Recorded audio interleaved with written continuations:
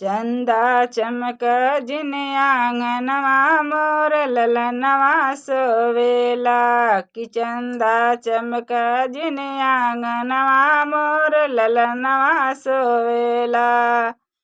सासु जो आई देवता मनाई मांगे आपन नेग हो मांगे आपन नेग। सासु जो आई देवता मनाई मांगे आपन नेग हो मांगे आपन नेग। सासु तड़क जिन आंगनवा मोर ललनवा सोवेला कि सासु तड़क जिन आंगनवा मोर ललनवा रोवे सोवेला। चंदा चमक जिन आंगनवा मोर ललनवा सोवेला कि चंदा चमक जिन आंगनवा मोर ललनवा सोवेला।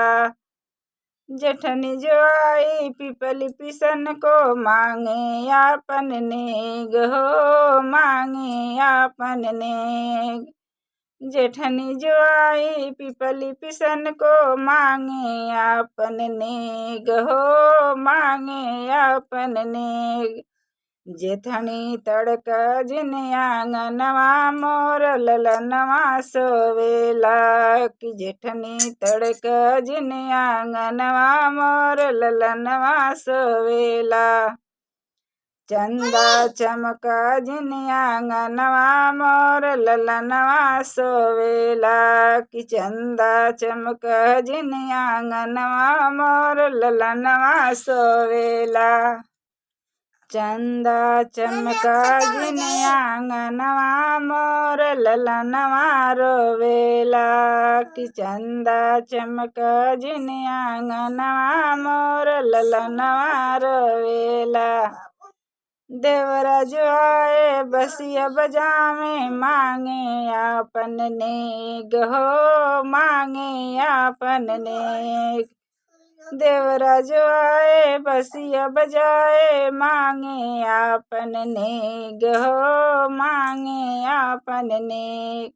देवरू तड़क जिन आंगनवा मोर ललनवा सोवेला कि देवरू तड़क जिन आंगनवा मोर ललनवा सोवेला।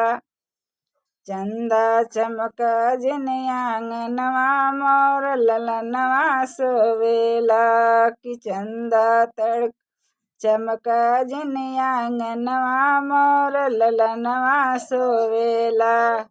ननदी जो आई कजला लगाई मांगे आपन नेग हो मांगे आपन नेग। ननदी जो आई कजला लगाई मांगे आपन नेग हो मांगे आपन नेग। ननदो तड़क जिन आंगनवा मोर ललनवा सोवेला कि ननदो तड़क जिन आंगनवा मोर ललनवा सोवेला। चंदा चमक जिन आंगनवा मोर ललनवा सोवेला कि चंदा चमक जिन आंगनवा मोर ललनवा सोवेला।